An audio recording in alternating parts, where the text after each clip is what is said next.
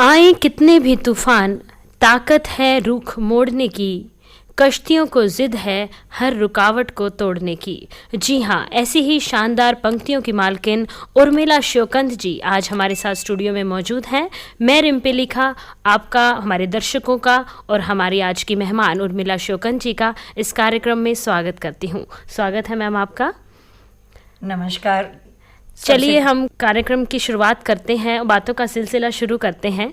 उर्मिला जी, सबसे पहले मैं आपसे ये जानना चाहूँगी कि आपको लिखने का शौक़ कहाँ से हुआ? सबसे पहले तो मैं आपको धन्यवाद देना चाहूँगी कि आपने मुझे यहाँ पर आमंत्रित किया और मुझे बोलने का मेरा ये सुअवसर आपने मुझे दिया। देखिए, बचपन जो होता है वो हमारे दिल और दिमाग पर बहुत गहरा असर डालता है। और मेरे माताजी और पिताजी जो थे वो अध्यापक थे, क्योंकि वो शिक्षा से जुड़े हुए थे, तो मेरे ऊपर शिक्षा का बहुत गहरा असर रहा है। बचपन से शिक्षा का बहुत गहरा असर रहा है मेरे ऊपर। मैं जो भी कुछ भी यूँ लगता था कि ये नई चीज़ है, मैं उस नई चीज़ को करने में विश्वास रखती थी, क्योंकि मेरा स्वभाव बहुत ही चंचल था। और मैं कोई भी बात जब करना चाहती थी तो मैं अपने माताजी पिताजी से ज़रूर पूछती थी। तो पिताजी मुझे हमेशा ये बोलते थे कि ठीक है, आप आगे बढ़ो।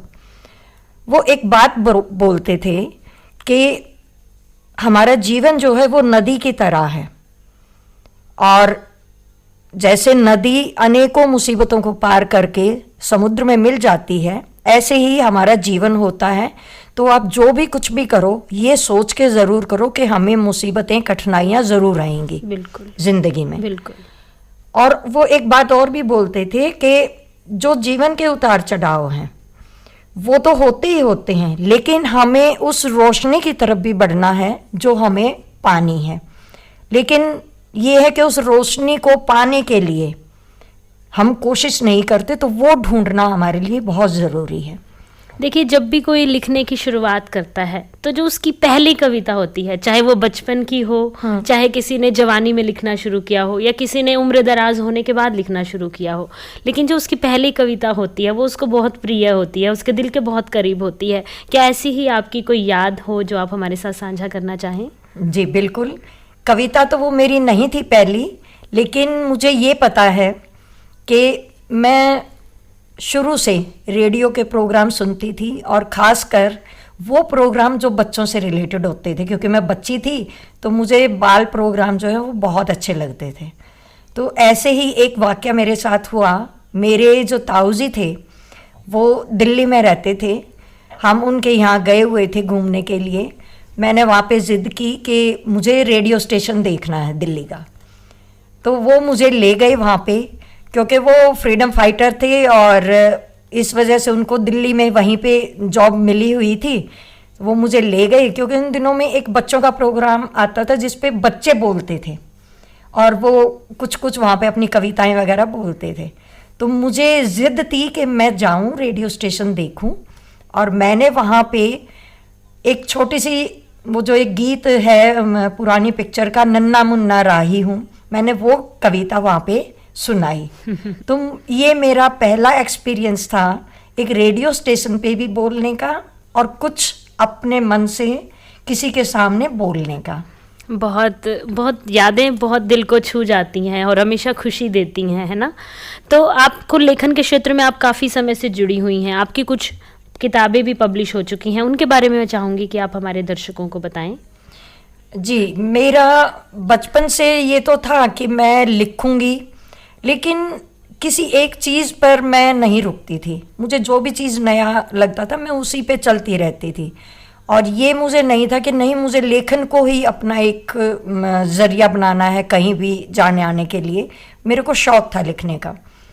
उसकी वजह ये थी कि मुझे स्कूल में, कॉलेज में स्टेज पे बोलने की कुछ ना कुछ आदत थी, और ज़्यादातर मैं स्पीच बोलती थी अपने स्कूल में भी, और अपनी खुद की लिखी बोलती थी मैं। और उन दिनों में मुझे याद है कि हमें जो प्राइजेस मिलते थे वो पेन और कॉपी मिलते थे। स्कूल में एक जी की निब वाला पेन मिलता था, इंक मिलती थी और कॉपियां मिलती थी, या बच्चों की कहानियों की किताबें हमें मिलती थी इनाम में। जो मैं निबंध लिखती थी उसमें ये ज़रूर है कि वो मैं अपना खुद से लिखने लग गई थी, और ये बात है 7th क्लास की। 7th क्लास से मैं निबंध लिखने लग गई थी, तो ये मेरी एक शुरुआत हुई लिखने की उस वक़्त से। उसके बाद ज़िंदगी चलती रही, मैं भी आगे बढ़ती रही, शादी हो गई। लेकिन जब दिमाग में कोई भी बात आती, मैं कोई भी कागज़ कहीं भी मेरे को मिलता तो मैं उसके ऊपर कुछ ना कुछ लिख देती और वो इधर उधर हो जाता, क्योंकि मैंने कभी ये नहीं सोचा था, इतनी समझ भी नहीं थी कि हम इन चीज़ों को इकट्ठा रखें। हाँ, कि इन्हें सहेजा जाए। बिल्कुल। उसके बाद गृहस्थी जो है उसमें मैं आ गई और उसमें ऐसी समाई कि मुझे उसके आगे कुछ भी दिखाई नहीं दिया। मेरे 4 बच्चे हैं, मैं जॉइंट फैमिली में आई मेरी शादी होकर, और उस टाइम मेरी उम्र 18.5 साल की थी। तब ये हुआ कि मेरी प्रायोरिटी सिर्फ और सिर्फ मेरे घर परिवार और मेरे बच्चे थे। पर वही बात है कि लिखना भी मैंने यूं रहा कि अरे ये चीज़ मेरे दिमाग में आई है, मैं बस लिख के और छोड़ देती थी। तो ऐसे ही न जाने कितने कहाँ कागज़ गुम हो गए, मुझे भी खुद नहीं पता। बस ये ज़िंदगी का कारवां चलता रहा और मैं आगे बढ़ती रही। एक दिन ऐसा आया कि बच्चे सब अपनी अपनी लाइफ में आगे बढ़ने लगे, पढ़ाई करने लगे, कोई कहीं निकल गया, कोई कहीं निकल गया, और मैं बिल्कुल अकेली हो गई। तो बच्चों ने देखा, उस वक़्त फ़ोन वगैरह नहीं होते थे। बच्चों ने देखा कि हमारी माँ जो है वो डिप्रेशन की तरफ जा रही है। तो बस उन्होंने मुझे कुछ सुझाव दिए और बोला कि आप जो भी आपकी हॉबी है आप उस तरफ अपना ध्यान लगाइए ताकि आप डिप्रेशन में ना जाएं। अच्छा। क्योंकि मैं बिल्कुल अकेली हो गई थी। सभी घर के हमारे जो बच्चे थे इधर उधर पढ़ाई में बिजी थे, हस्बैंड जो है वो अपने काम में निकल जाते थे। फिर बच्चों ने मुझे याद दिलाया कि माँ आपको लिखने का शौक है, आप लिखते क्यों नहीं। बस एक्चुअल में मेरी शुरुआत वहाँ से हुई। कितनी उम्र रही होगी आपकी उस समय? अब इतना तो मेरे को ध्यान नहीं है। हाँ, ये है कि जब मैंने लिखना शुरू किया उसके 3 साल के बाद मेरी 2 किताबें पब्लिश हुई।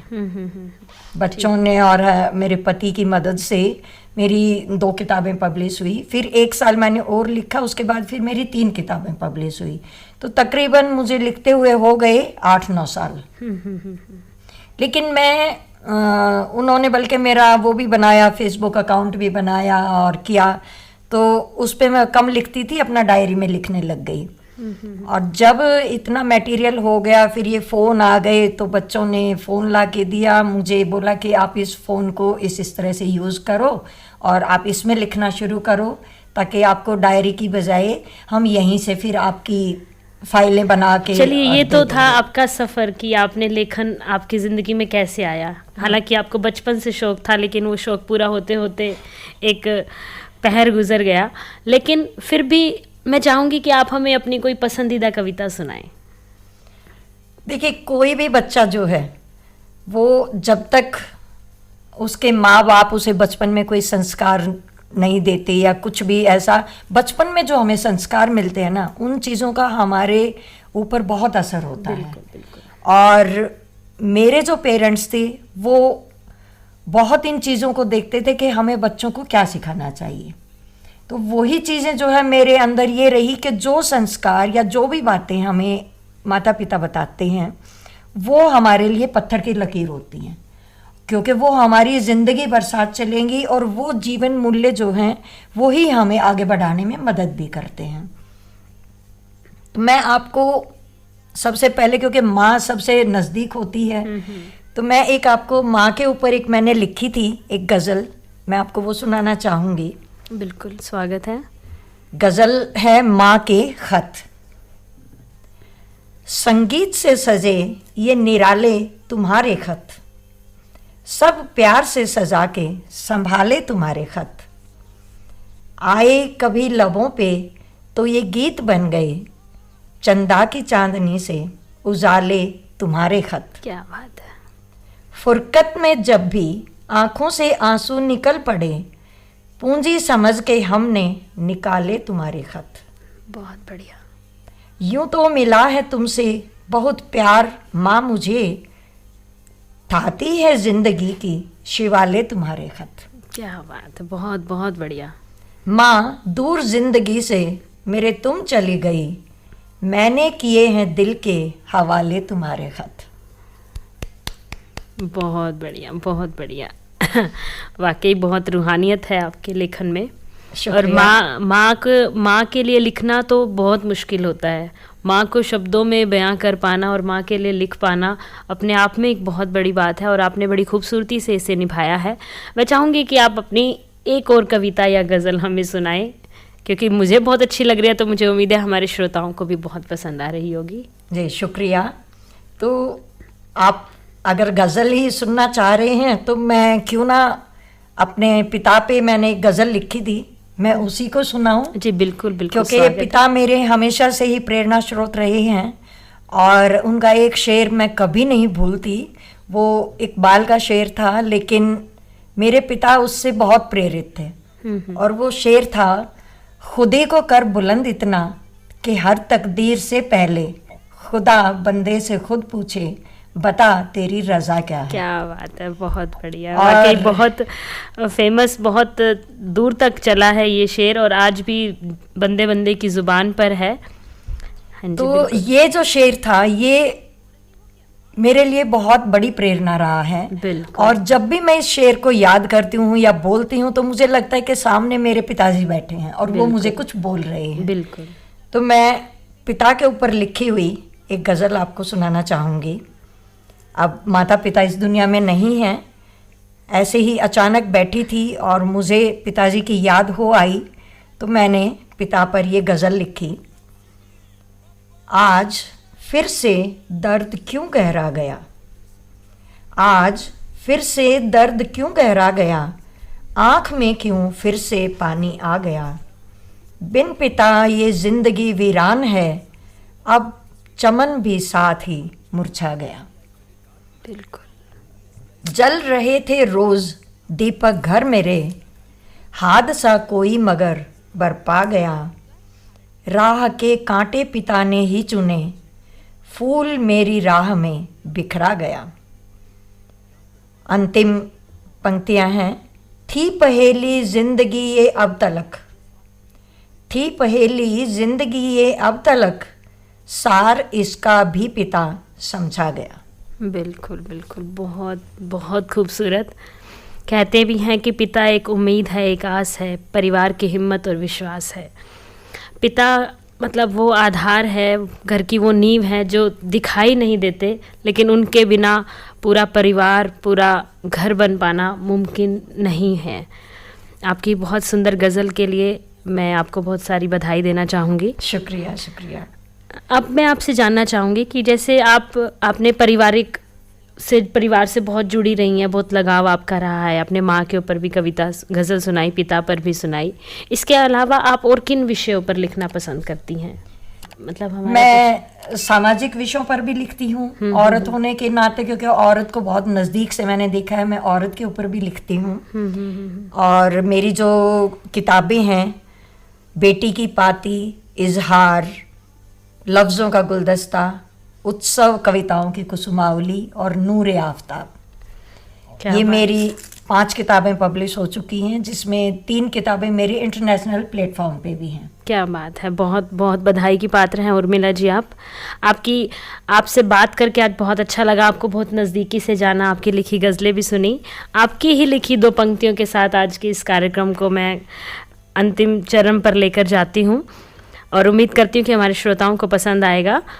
आंधियों की कोशिश नाकाम हो गई, चिराग जलता रहा और सहर हो गई। बहुत बहुत सुंदर आप लिखती हैं उर्मिला जी, और बहुत ही सुंदर आपके विचार भी हैं। तो श्रोताओं, ये था हमारा आज का कार्यक्रम। अगले कार्यक्रम में आपसे फिर मुलाकात करेंगे एक नई शख्सियत के साथ, नए विषय के साथ। तब तक के लिए दीजिए इजाज़त। नमस्कार। नमस्कार।